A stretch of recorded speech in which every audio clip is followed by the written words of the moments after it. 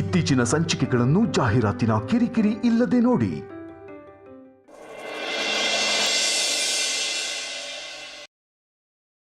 ನಾನು ನನ್ನ ಮಕ್ಕಳಿಗೆ ಜನ್ಮ ಕೊಟ್ಟಿದ್ದೆ ಸತ್ಯ ಆಗಿದ್ರೆ, ಸತ್ಯಕ್ಕೆ ಸಾವಿಲ್ಲ ಅನ್ನೋದೇ ಆಗಿದ್ರೆ, ನನ್ನ ಮಕ್ಕಳೇ ನನ್ನನ್ನು ಹುಡ್ಕೊಂಡು ಬರ್ತಾರೆ. ನೋಡ್ತಾ ಇರು ಸುಹಾಸಿನಿ.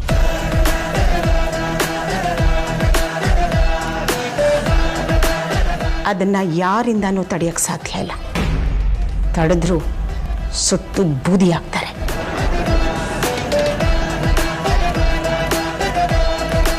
ನೋ ವೇ, ಈ ಜನ್ಮದಲ್ಲಿ ಅದು ಈಡೇರಲ್ಲ ಅಂತ ಅನ್ಕೊಂಡ್ಬಿಡು.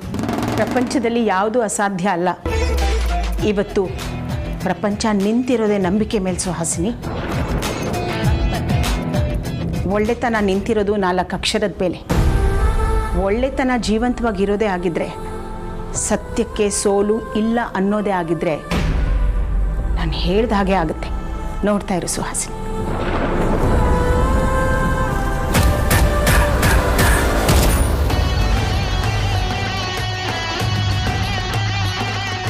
ನನ್ನ ಲೈಫಲ್ಲಿ ನಾನು ಯಾವತ್ತೂ ಸೋತಿಲ್ಲ.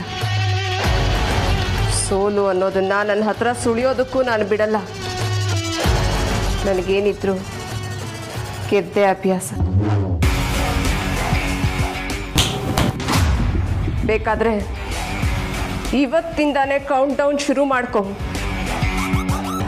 ಯಾರು ಗೆಲ್ತಾರೆ ಅಂತ ನೋಡೇ ಬಿಡೋಣ.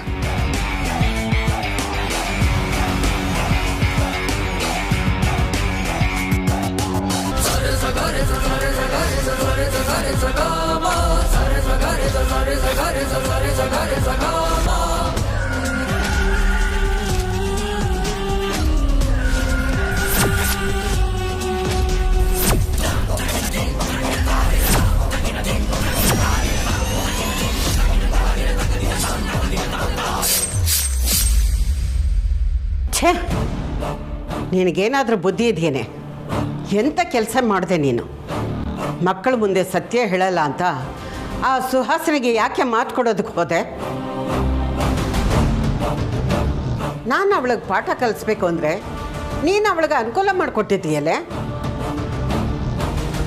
ನನಗೆ ಯಾಕೋ ನಿನ್ನ ಕಾಲ ಮೇಲೆ ನೀನೇ ಕಲ್ಲಾಕೊಳ್ತಾ ಇದೀಯಾ ಅನ್ನಿಸ್ತಾ ಇದೆ. ನಿನಗೆ ನೀನೇ ಅನ್ಯಾಯ ಮಾಡ್ಕೊಳ್ತಾ ಇದೀಯ ವೈದೇಹಿ. ಇಲ್ಲಮ್ಮ, ನೀನು ಅಂದ್ಕೊಂಡ ಹಾಗೆ ಏನೂ ಆಗಲ್ಲ. ಯಾರೋ ನನ್ನ ಹೆಸರು ಹೇಳ್ಕೊಂಡು ಬಂದ ವಿಚಾರದಲ್ಲಿ ಸುಳ್ಳನ್ನು ಸತ್ಯ ಅಂತ ನಿರೂಪಿಸಿದ್ಲು ಸುಹಾಸಿನಿ. ಇದನ್ನು ನೋಡಿದ ಮೇಲೂ ಸುಹಾಸಿನಿ ಸುಳ್ಳು ಹೇಳ್ತಾ ಇದ್ದಾಳೆ ಅಂತ ನಾನು ವೇದಾಂತ್ ಹತ್ರ ಹೋಗಿ ಹೇಳೋಕ್ಕಾಗತ್ತಾ? ಹೇಳಿದ್ರು ವೇದಾಂತ್ ನನ್ನನ್ನು ನಂಬ್ತಾನಮ್ಮ. ಅಮ್ಮ, ನಾನು ಹಾಗೇನಾದರೂ ಮಾಡಿದ್ರೆ ನಾನು ಸುಳ್ಳಿ ಕಳ್ಳಿ ಅಂದ್ಕೊಂಡು ಸುಹಾಸಿನಿ ನನ್ನ ಮೇಲೆ ಇಲ್ದಿರೋ ಆಪಾದನೆ ಹಾಕಿ ವೇದಾಂತೆ ನನ್ನನ್ನು ಮನೆಯಿಂದ ಹೊರಗೆ ಹಾಕೋ ಹಾಗೆ ಮಾಡ್ತಾಳೆ. ಅವಳು ಹೇಳೋದೆಲ್ಲ ಕೇಳೋದಕ್ಕೆ ವೇದಾಂತನೇನು ದಡ್ಡ ಅಂದ್ಕೊಂಡಿದ್ಯಾ? ಒಳ್ಳೇದು ಯಾವುದೋ ಕೆಟ್ಟದ್ದು ಯಾವುದೋ ಅಂತ ಅವನಿಗೂ ಗೊತ್ತಾಗತ್ತೆ. ನಿಮ್ಮಿಬ್ಬರ ಮಾತಲ್ಲಿರೋ ವ್ಯತ್ಯಾಸ ಅವನಿಗೂ ಚೆನ್ನಾಗಿ ಅರ್ಥ ಆಗತ್ತೆ. ಅವಳ ಮಾತು ಕೇಳ್ಕೊಂಡು ನಿನ್ನನ್ನು ಮನೆಯಿಂದ ಆಚೆ ಹಾಕ್ಬಿಡ್ತಾನ? ಅಮ್ಮ, ಸುಹಾಸಿನಿ ಸಾಮಾನ್ಯದವಳು ಅಂತ ಅನ್ಕೋಬೇಡ. ತನ್ನ ಮೇಲೆ ಆಪಾದನೆ ಬಂದಾಗ ಹೇಗೆ ಎಲ್ಲರೂ ನಂಬಿಸಿ ಮರಳು ಮಾಡಿ ಆಪಾದನೆಯಿಂದ ಹೊರಗೆ ಬಂದ್ಲು. ಈಗ ನೀನು ಹೇಳ್ದಾಗೆ ನಾನು ಮಾಡಿದ್ರೆ ನನ್ನನ್ನು ಅವಳು ಸುಮ್ಮನೆ ಬಿಟ್ಬಿಡ್ತಾಳ? ಒಂದು ಸಲ ಅವಳು ನನ್ನನ್ನು ವೇದಾಂತ್ ಮುಂದೆ ನಿಲ್ಲಿಸಿ ಇವಳು ಸುಳ್ಳಿ ಅಂತ ಸಾಬೀತು ಮಾಡಿದ್ರೆ ವೇದಾಂತ್ ದೃಷ್ಟಿಯಲ್ಲಿ ಕೊನೆವರೆಗೂ ನಾನು ಸುಳ್ಳಿಯಾಗೆ ಉಳ್ಕೊಂಡ್ಬಿಡ್ತೀನಮ್ಮ. ಆಮೇಲೆ ವೇದಾಂತ್ ಯಾರೋ ನನ್ನ ಹೆಸರು ಹೇಳ್ಕೊಂಡು ಬಂದಿದ್ಲಲ್ಲ, ಅವಳ ಸ್ಥಾನಕ್ಕೆ ಸೇರಿಸ್ಬಿಡ್ತಾನೆ ಅಷ್ಟೆ.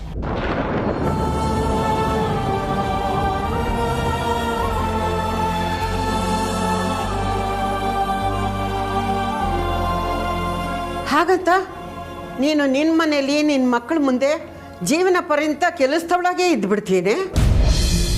ಅಮ್ಮ, ಕತ್ಲಾದ್ಮೇಲೆ ಹಗಲಾಗಲೇಬೇಕು. ಒಂದಲ್ಲ ಒಂದಿನ ನನ್ನ ಮಕ್ಕಳಿಗೆ ಸತ್ಯ ಗೊತ್ತಾಗುತ್ತೆ. ಆಗ ನನ್ನ ಮಕ್ಕಳೇ ನನ್ನನ್ನು ಹೊಡ್ಕೊಂಡು ಬರ್ತಾರಮ್ಮ. ನನ್ನ ಮಕ್ಕಳಿಗೆ ನಾನೇ ಅವರ ಹೆತ್ತ ತಾಯಿ ಅನ್ನೋ ಸತ್ಯ ಗೊತ್ತಾಗೇ ಆಗುತ್ತೆ. ಅಲ್ಲಿವರೆಗೂ ನಾನು ನೀನು ಇಬ್ಬರು ತಾಳ್ಮೆಯಿಂದ ಇರಬೇಕು. ಆಗ ಸುಹಾಸಿನಿ ಅಲ್ಲ, ಅವಳ ಜಾಗದಲ್ಲಿ ಯಾರು ಬಂದರೂ ಏನು ಮಾಡೋಕ್ಕಾಗಲ್ಲಮ್ಮ. ಹಾಗೆ ಇನ್ನೊಂದು ವಿಷಯಮ್ಮ, ನನ್ನ ಮಕ್ಕಳು ನಾನೇ ಅವ್ರ ತಾಯಿ ಅಂತ ನನ್ನ ಹತ್ರ ಹುಡ್ಕೊಂಡು ಬರೋವರೆಗೂ ನೀನು ಯಾರ ಹತ್ರನೂ ನಾನೇ ಅವ್ರ ಹೆತ್ತ ತಾಯಿ ಅಂತ ಬಾಯಿ ಬಿಡೋ ಹಾಗಿಲ್ಲ. ನನಗೆ ನನ್ನ ಮೇಲಾಣೆ.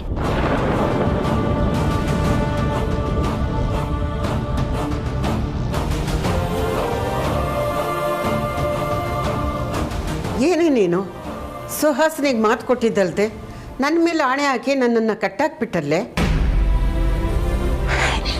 ಇದನ್ನೆಲ್ಲ ಇಲ್ಲಿಗೆ ಬಿಟ್ಬಿಡೋಣಮ್ಮ. ಬನ್ನಿ, ತುಂಬ ಹೊತ್ತಾಯ್ತು, ಮಲಗಿ.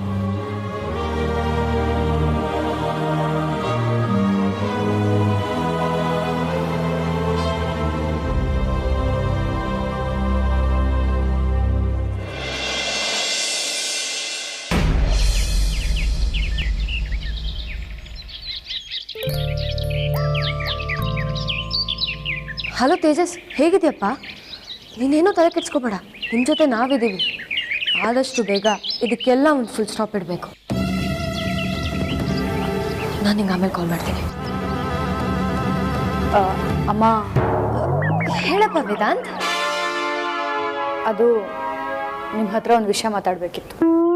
ಅದೇನು ಕೇಳಪ್ಪ ವೇದಾಂತ್. ಅಮ್ಮ, ನೀವು ನಿಜವಾಗ್ಲೂ ನನ್ನ ಸ್ವಂತ ತಾಯಿನ?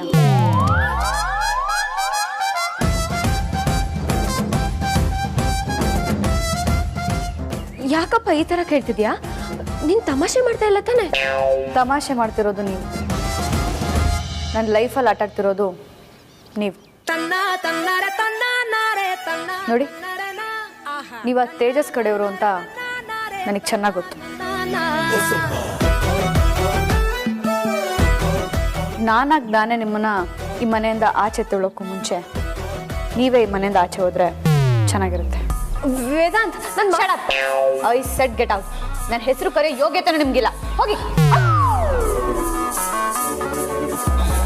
ನೋಡಪ್ಪ ವೇದಾಂತ್, ಯಾರೋ ಹೇಳಿದ ಮಾತನ್ನ ಕೇಳ್ಕೊಂಡು ನಿಮ್ಮ ಅಮ್ಮನ ಮೇಲೆ ಅನುಮಾನ ಪಡ್ತಾ ಇದೆಯಲ್ಲ. ಪ್ಲೀಸ್ ನನ್ನ ಮಾತು ಕೇಳು ವೇದಾಂತ್. ಬೇಕಿದ್ರೆ ನಾನೇ ನಿನ್ನ ಮೇಲೆ ಆಣೆ ಮಾಡ್ತೀನಿ. ನಿಜವಾಗ್ಲೂ ನಾನೇ ನಿಮ್ಮ ಅಮ್ಮ ಕಣಪ್ಪ. ಬರೀ ನೀವು ಅಂದ್ಕೊಂಡ್ರೆ ಸಾಲದು, ನಮಗೂ ನೀವು ಅಮ್ಮ ಅಂತ ಅನ್ಸ್ಬೇಕಲ್ವಾ?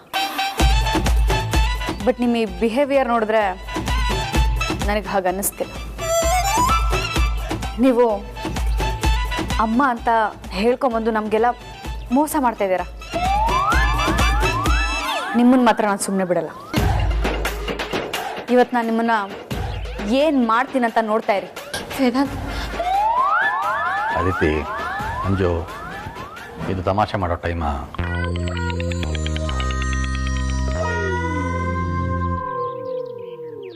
ಪಾಪ ವೇದಾಂತ್ ಮನೆಗೆ ಬಂದಿರೋದು ಅವ್ರ ಸ್ವಂತ ತಾಯಿ ಅಲ್ಲ ಅಂತ ತುಂಬ ಬೇಜಾರು ಮಾಡ್ಕೊಂಡಿದ್ದಾನೆ. ಇಂಥ ಟೈಮ್ನಲ್ಲಿ ನಾವು ಅವ್ರಿಗೆ ಧೈರ್ಯ ಹೇಳಬೇಕು. ಅದು ಬಿಟ್ಟು ಅವ್ರ ಪರಿಸ್ಥಿತಿಯನ್ನು ನೋಡಿ ಆಡ್ಕೋಬಾರ್ದು. ಹೌದು ರೀ, ನಮ್ಮ ವೇದಾಂತ್ಗೆ ತಾಯಿ ಅಂದರೆ ತುಂಬ ಪ್ರೀತಿ. ಇಷ್ಟು ದಿನ ಅವನು ತಾಯಿ ಸಿಕ್ಕಿದ್ದಾರೆ ಅನ್ನೋ ಖುಷಿಲಿದ್ದ.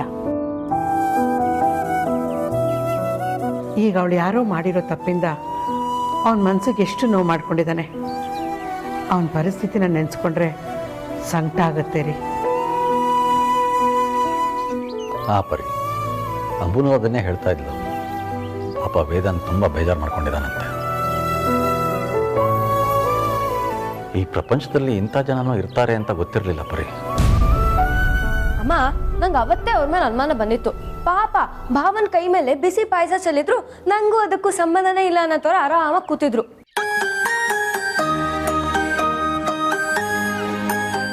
ಅಲ್ಲ, ಅವ್ರು ನಿಜವಾಗ್ಲೂ ಸ್ವಂತ ತಾಯಿನೇ ಆಗಿದ್ರೆ ಈ ತರ ಮಾಡ್ತಿದ್ರ ಹೇಳು? ಅದು ಅಲ್ಲದೆ ದಿನಕ್ಕೆ 20 ಸಲ ಫೋನಲ್ಲಿ ಮಾತಾಡ್ತಾನೆ ಇರ್ತಾರೆ. ಕೇಳಿದ್ರೆ ಆಶ್ರಮದಿಂದ ಬಂದಿದ್ದೀನಿ ಅಂತ ಹೇಳ್ತಾರೆ. ಅಲ್ಲ, ಆಶ್ರಮದಿಂದ ಬಂದವ್ರಿಗೆ ಅಷ್ಟೊಂದು ಫೋನ್ ಯಾರು ಮಾಡ್ತಾರೆ? ಅವ್ರಿಗೆ ಅಂಥದ್ದು ಕೆಲಸ ಏನಿರುತ್ತೆ? ಅಂಜು, ನೀನು ಹೇಳ್ತಿರೋದು ನಿಜಾನೇ. ನನಗೂ ಅದೇ ಥರ ಅನುಮಾನ ಬಂದಿತ್ತು. ಆದರೆ ಅವಳು ಈ ಥರ ಮೋಸ ಮಾಡೋಕ್ಕೆ ಬಂದಿದ್ದಾಳೆ ಅಂತ ನನಗೆ ಗೊತ್ತಿರಲಿಲ್ಲ. ಪಾಪ ವೇದಾಂತು ತುಂಬ ಬೇಜಾರು ಮಾಡ್ಕೊಂಡಿದ್ದಾನೆ ಅಂತ ಅನ್ಸುತ್ತೆ. ನಾನು ಇವತ್ತೇ ಹೋಗಿ ಮಾತಾಡ್ಸ್ಕೊಂಡು ಬರ್ತೀನಿ. ಹೋಗಲಿಲ್ಲ ಅಂದರೆ ಸುಮ್ಮನೆ ಅಪವಾದ ಬರುತ್ತೆ. ಬೇಡ ಪರಿ, ವೇದಾಂತು ಈಗಾಗಲೇ ತುಂಬ ನೋವಲ್ಲಿದ್ದಾನೆ. ನಾವು ಅಲ್ಲಿಗೆ ಹೋಗಿ ಇನ್ನಷ್ಟು ನೋವು ಕೊಡೋದು ಬೇಡ. ಸಮಯ ಕಳೆದ ಹಾಗೆ ಅವನು ಆ ನೋವಿನಿಂದ ಹೊರಗಡೆ ಬರ್ತಾನೆ. ಹೌದು ರೀ, ನೀವು ಹೇಳೋದು ಸರಿಯಾಗಿದೆ. ಸಮಾಧಾನ ಹೇಳೋ ನೆಪದಲ್ಲಿ ಇನ್ನಷ್ಟು ನೋವು ಕೊಡ್ತೀವೇನೋ. ಹೋಗಲಿ ಬಿಡಿ, ನಾ ಹೋಗಲ್ಲ.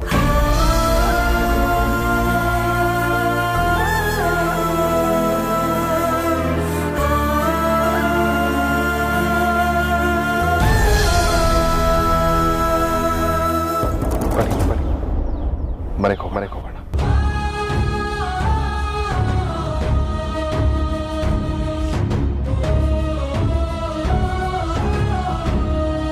ಅವನು ಆಸ್ತಿ ಪೇಪರ್ಸೇ ಸೈನ್ ಮಾಡಿರೋದನ್ನ ಒಂದ್ಸರಿ ತೋರಿಸ್ತೀರಾ?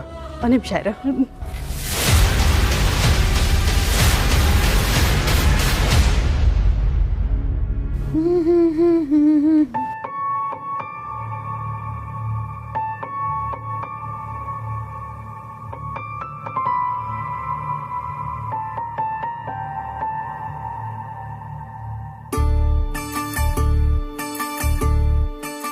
ವೇದಾಂತ್, ಏನು ಯೋಚನೆ ಮಾಡ್ತಾ ಇದೆಯಾ?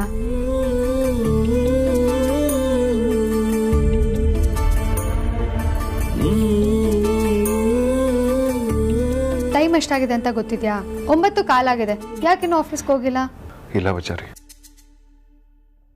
ಯಾವುದಕ್ಕೂ ಮನಸ್ಸೇ ಇಲ್ಲ. ಎಲ್ಲದನ್ನು ಬಿಟ್ಟು ಎಲ್ಲಾದ್ರೂ ಹೋಗ್ಬಿಡ್ಬೇಕು ಅನ್ನಿಸ್ತದೆ. ಮೈಂಡ್ ರಿಲೀಫ್ ಬೇಕು ಅನ್ನಿಸ್ತದೆ. ವೇದಾಂತ್, ನೀನು ನೋವೇನು ಅಂತ ನನಗೆ ಅರ್ಥ ಆಗುತ್ತೆ. ಹಾಗಂತ ಎಷ್ಟು ದಿನ ಅಂತ ಆಗಿರೋದ್ರ ಬಗ್ಗೆನೇ ಯೋಚನೆ ಮಾಡ್ತಾ ಕೂರ್ತೀಯ ಹೇಳು? ಏನೂ ಆಗಲ್ಲ. ನೀನು ಏನು ಟೆನ್ಷನ್ ಮಾಡ್ಕೊಳ್ದೆ ಕೆಲ್ಸಕ್ಕೆ ಕಡೆ ಗಮನ ಕೊಡು, ಆಗೆಲ್ಲ ಒಳ್ಳೇದಾಗತ್ತೆ.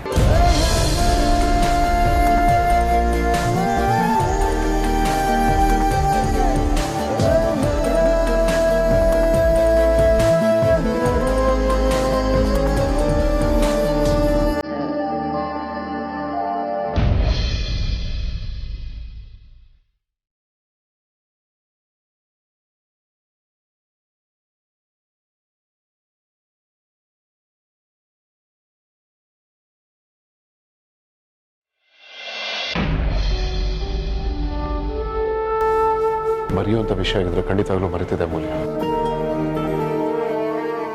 ಅದನ್ನ ಲೈಫ್ ಟೈಮ್ ಮರೆಯೋದಕ್ಕಾಗಲ್ಲ. ಕೆಟ್ಟ ನೆನಪುಗಳಾಗಿ ಇಡೀ ಜೀವನ ನನ್ನ ಕಾಡ್ತಾನೆ ಇರುತ್ತೆ. ನಮ್ಮ ಅಪ್ಪ ಅಮ್ಮ ಬೆಂಕಿಲ್ ಸಿಕ್ಕಾಕೊಂಡು ಒದ್ದಾಡ್ತಿದ್ದಾಗ ನಾನು ತುಂಬ ಚಿಕ್ಕ ಹುಡುಗ. ಆ ಇನ್ಸಿಡೆಂಟ್ನ ವಿಟ್ನೆಸ್ ಮಾಡಾದ್ಮೇಲೆ ನನಗೆ ಆರ್ಡಿನರಿ ಲೈಫ್ ಸಿಗ್ಲೇ ಇಲ್ಲ. ಬೇರೆ ಹುಡುಗರುಗಳ ತರ ನಾನು ಬದುಕೋದಿಕ್ಕಾಗ್ಲೇ ಇಲ್ಲ ಮೂಲ್ಯ. ಎಲ್ಲರೂ ಗ್ರೌಂಡಲ್ಲಿ ಆಟ ಆಡ್ತಿದ್ದಾಗ ನನ್ನ ಅಪ್ಪ ಅಮ್ಮನ ನೆನೆಸ್ಕೊಂಡು ಕಣ್ಣೀರು ಹಾಕ್ತಿದ್ದೆ. ಯಾರಾದ್ರೂ ಪಟಾಕಿ ಹಚ್ಚೋದು ನೋಡಿದ್ರೆ ಅಥವಾ ಬೆಂಕಿ ನೋಡಿದ್ರೆ ತುಂಬಾನೇ ಭಯ ಆಗ್ತಿತ್ತು. ಅಪ್ಪ ಅಮ್ಮ ಬೆಂಕಿಲ್ ಸಿಕ್ಕಾಕೊಂಡು ಒದ್ದಾಡಿದೆಲ್ಲ ನೆನಪಾಗ್ತಿತ್ತು. ಆ ನೆನಪುಗಳು ನನ್ನ ಸುಮಾರು ವರ್ಷ ಹಾಂಟ್ ಮಾಡ್ತಾವ ಮೂಲ್ಯ.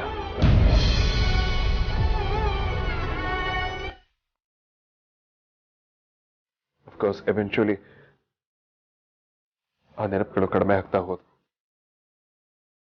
ಇನ್ನೇನೆಲ್ಲ ಮರ್ತೇ ಹೋಗ್ತಿದ್ದೇನೆ ಅಷ್ಟರೊಳಗೆ ಅಮ್ಮ ಇನ್ನೂ ಬದುಕಿದ್ದಾರೆ. ಅವ್ರನ್ನ ಹುಡುಕ್ಬೇಕು ಅಂತ ಚೆನ್ನಾಗಿ ಹುಡುಕ್ಸಿದ್ರಿ. ಹೀಗೆ ನೋವನ್ನ ಪರ್ಮನೆಂಟ್ ಮನಸ್ಸಲ್ಲಿ ಉಳಿಯೋ ಹಾಗೆ ಮಾಡ್ಬಿಟ್ರಿ.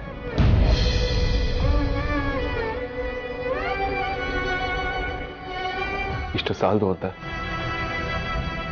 ಅದ್ಯಾವುದೋ ಹೆಂಗಸು ಅಮ್ಮ ಅಂತ ಹೇಳ್ಕೊಂಡು ಮನೆಗೆ ಬಂದ್ರು. ನನ್ನ ಎಮೋಷನ್ಸ್ ಜೊತೆ ಆಟ ಆಡಿದ್ರು. ಇದೆಲ್ಲ ಆದ್ಮೇಲೆ ನಂಬಿಕೆ ಅಂದ್ರೆ ಏನು ಅನ್ಸೋದಕ್ಕೆ ಶುರುವಾಗಿ ಹೋಗಿದೆ ಮೂಲ್ಯ. ಅಮ್ಮ ಆದ್ರೆ ಬರೀ ನೋವು ದುಃಖ ಇಷ್ಟೇ ಅನ್ಸೋದಕ್ಕೆ ಶುರುವಾಗಿದೆ.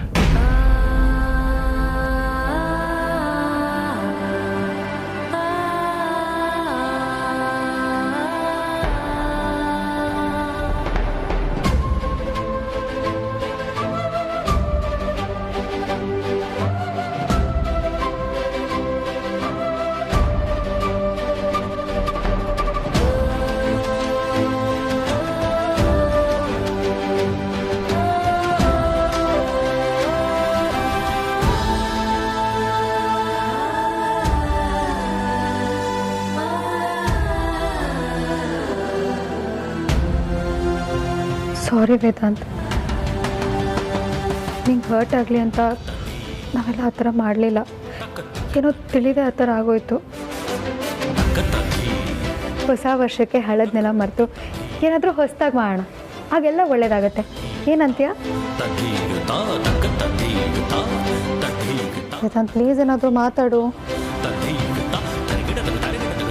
ಅಮೂಲ್ಯ, ನೀನು ಯಾವತ್ತೂ ನನ್ನ ತಾಯಿನ ಹುಡ್ಕೋದ್ರ ಬಗ್ಗೆ ಮಾತಾಡಬೇಡಿ. ನನಗೆ ತುಂಬಾನೇ ಬೇಜಾರು ಮಾಡುತ್ತೆ. ನೀನು ಅದ್ರ ಬಗ್ಗೆ ಯೋಚನೆ ಮಾಡಬೇಡ ವೇದಾಂತ್. ಆ ಟಾಪಿಕ್ ಬಗ್ಗೆ ಯಾರೂ ಮಾತಾಡಲ್ಲ, ಆಯಿತಾ?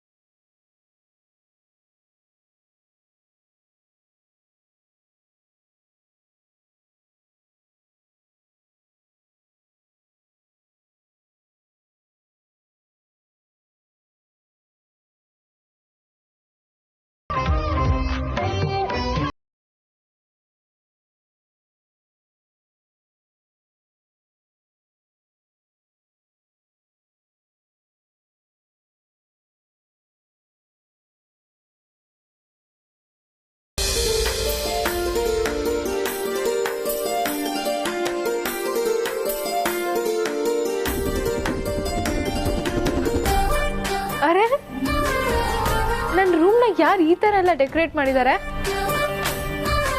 ಮೋಸ್ಟ್ಲಿ ಈ ಕೆಲಸ ಬಿಕ್ಕಿದೆ ಅನ್ಸುತ್ತೆ. ಎಲ್ಲಿ ವಿಕ್ಕಿ? ವಿಕ್ಕಿ? ವಿಕ್ಕಿ ಹೆಂಡತಿ,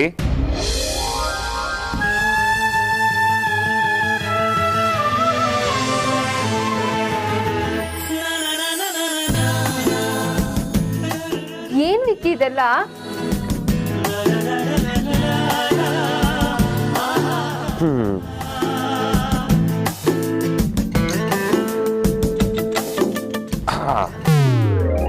ಹ್ಯಾಪಿ ಬರ್ಡೇ.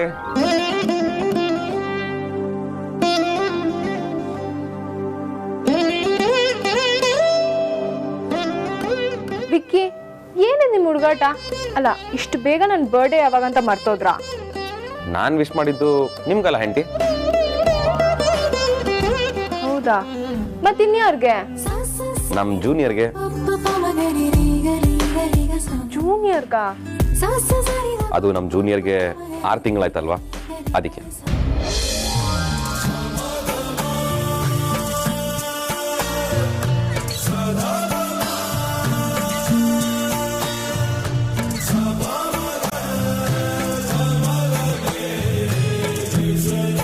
ವಿಕ್ಕಿಯವ್ರೆ, ಆದ್ರೂ ನೀವು ತುಂಬಾ ಜೋರಿದ್ದೀರಾ. ಅಲ್ಲ, ಇನ್ನೂ ಮಗುನೇ ಹುಟ್ಟಿಲ್ಲ, ಅಷ್ಟು ಬೇಗ ಬರ್ಡೇ ಸೆಲೆಬ್ರೇಟ್ ಮಾಡ್ತಿದ್ದೀರಾ? ಇದೊಳ್ಳೆ ಕತೆ ಆಯ್ತಲ್ಲ, ಯಾಕೆ ಸೆಲೆಬ್ರೇಟ್ ಮಾಡಬಾರ್ದು? ಮಕ್ಕಳನ್ನ LKG ಸೇರ್ಸಕ್ಕಿಂತ ಮುಂಚೆ PKG ಅಂತ ಸೇರ್ಸ್ತಾರೆ ತಾನೆ? ಹೌದು. ಇದು ಅದೇ ತರನೇ, ಮಗು ಹುಟ್ಟಕ್ಕಿಂತ ಮುಂಚೆ ಪ್ರೀ ಬರ್ಡೇ ಸೆಲೆಬ್ರೇಟ್ ಮಾಡ್ತಿದೀನಿ. ಹೌದಲ್ವಾ? ನನಗೆ ಗೊತ್ತೇ ಇರ್ಲಿಲ್ಲ. ಇದೇ ನೆಪ ಇಟ್ಕೊಂಡು ನೀವು ಸ್ವಲ್ಪ ನಾಟಿ ಆಗ್ತಿದ್ದೀರಾ. ಹೌದು, ಮತ್ತೆ ನಮ್ಮ ಜೂನಿಯರ್ಗೂ ಮುದ್ದು ಮಾಡಿದ್ವಿ, ನಮ್ಮ ಹೆಂಡತಿಗೂ ಮುದ್ದು ಮಾಡಿದ್ವಿ. ನಾವಂದ್ರೆ ಕಮ್ಮಿನ? ನೆನ್ನೆ ನಡೆದಿದ್ದ ಇನ್ಸಿಡೆಂಟಿಂದ ನೀವು ತುಂಬ ಬೇಜಾರು ಮಾಡ್ಕೊಂಡಿರ್ತೀರಾ. ನಿಮಗೆ ಹೇಗೆ ಸಮಾಧಾನ ಮಾಡಬೇಕು ಅಂತ ನಾನು ಯೋಚನೆ ಮಾಡ್ತಿದ್ದೆ. ಆದರೆ ನೀವು ನೋಡಿದ್ರೆ ಇಷ್ಟೊಂದು ಹ್ಯಾಪಿ ಆಗಿದ್ದೀರಾ. ಹ್ಯಾಪಿ ಆಗಿದ್ದೀರಾ ಅಂತ ನೀವು ಅನ್ಕೊಂಡಿದ್ದೀರಾ ಅಷ್ಟೇ, ಆದರೆ ನೋವೇನು ಅಂತ ನನಗೆ ಮಾತ್ರ ಗೊತ್ತು. ನೋಡಿ ಹೆಂಡತಿ, ನಮ್ಮಮ್ಮ ಅಂತ ಬಂದವರು ನಮ್ಮಮ್ಮ ಅಲ್ಲ ಅಂತ ನನಗೆ ಗೊತ್ತಾದಾಗ ಸಖತ್ ಬೇಜಾರಾಯಿತು. ನಮಗೆ ಯಾಕೆ ಈ ಥರ ಆಗ್ತಿದೆ ಅಂತ ತುಂಬ ಹರ್ಟ್ ಆಯಿತು. ಬಟ್ ಹಾಗೆಲ್ಲ ಆಯಿತು ಅಂತ ಅದೇ ಗುಂಗಲ್ಲಿರೋಕ್ಕಾಗಲ್ಲ. ನಾನು ಬೇಜಾರಲ್ಲಿದ್ದರೆ ನಿಮಗೂ ಬೇಜಾರಾಗುತ್ತೆ, ಅದ್ರ ಪರಿಣಾಮ ನಮ್ಮ ಮಗುಗೂ ಬೀಳುತ್ತೆ ಅಂತ ನಾನು ಹೀಗಿರೋದು. ಏನೇ ಆಗಲಿ, ಹೊಸ ವರ್ಷಕ್ಕೆ ಹಳೇದನ್ನೆಲ್ಲ ಮರೆತು ಮುಂದಕ್ಕೆ ಹೋಗಬೇಕು. ಏನೇ ನೋವಿದ್ರು ಎಲ್ಲರೂ ಖುಷಿಯಾಗಿರ್ಬೇಕು ಅನ್ನೋದೇ ನನ್ನ ಆಸೆ. ವಿಕ್ಕಿ, ನಿಮ್ಮ ಮನ್ಸಲ್ಲಿ ಎಷ್ಟೇ ನೋವಿದ್ರು ಆ ಕಷ್ಟನ ಯಾರಿಗೂ ತೋರಿಸ್ದಂಗೆ ಖುಷಿಯಾಗಿರ್ತೀರಲ್ಲ, ಈ ಗುಣನೇ ನನಗೆ ತುಂಬ ಇಷ್ಟ. ಇದೇ ಗುಣ ನನ್ನ ಮಗುಗೂ ಬರಲಿ ಅಂತ ದೇವ್ರ ಹತ್ರ ಬೇಡ್ಕೊತೀನಿ.